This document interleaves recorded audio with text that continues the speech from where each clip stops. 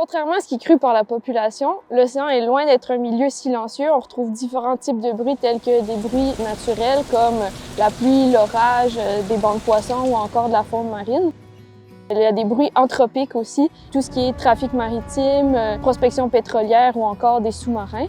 Et ce qui a été remarqué depuis les années 50, en fait, c'est que le nombre de décibels a tendance à augmenter. C'est principalement dû à l'activité humaine. Mérinov est le plus grand centre intégré de recherche appliquée dans les domaines de la pêche, de l'environnement, de l'aquaculture, de la valorisation et la transformation des produits de la mer. Nous sommes basés à Gaspé, à Grande-Rivière, ainsi qu'aux îles de la Madeleine. L'effet néfaste du bruit sous-marin est confirmé dans de nombreuses études, mais peu de travaux concernent les tests et l'implantation de solutions. L'océan est un milieu où la visibilité est particulièrement réduite, ce qui fait que les animaux qui y vivent ont évolué en développant une panoplie de sens et des mécanismes alternatifs pour assurer leur survie et leur succès évolutif. Le son est donc d'une importance cruciale pour les mammifères marins puisqu'ils vocalisent pour communiquer, pour s'alimenter, pour se reproduire, pour élever leurs petits ou encore pour localiser leur proie. Ce qui fait que le bruit ambiant peut nuire à toutes ces activités-là dans leur vie.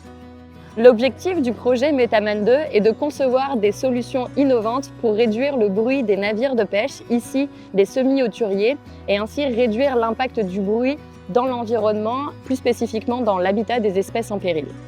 Différentes espèces de mammifères marins dans le Saint-Laurent sont inscrites à l'annexe 1 de la loi sur les espèces en péril ou évaluées par le Comité de la situation sur les espèces en péril au Canada.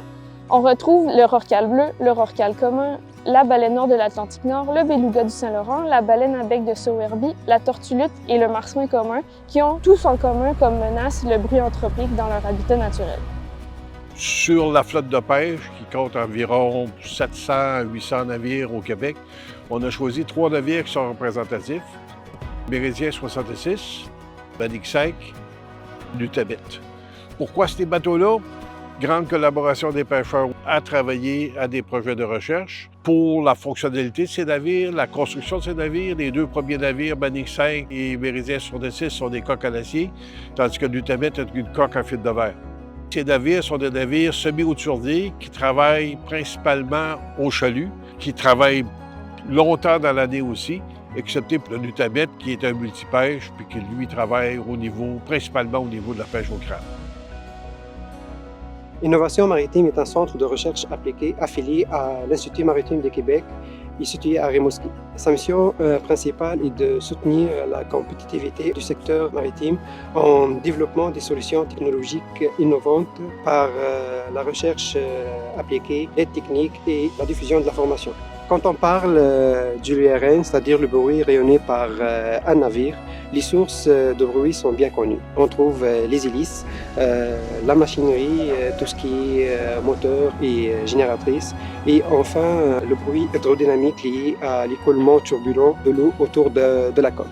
Les résonateurs sont des métamatériaux acoustiques conçus pour atténuer les bruits à des fréquences bien précises. Il s'agit des disques creux avec une structure interne en spirale imprimée en 3D. Ces résonateurs absorbent des bandes de fréquences en fonction de leur taille.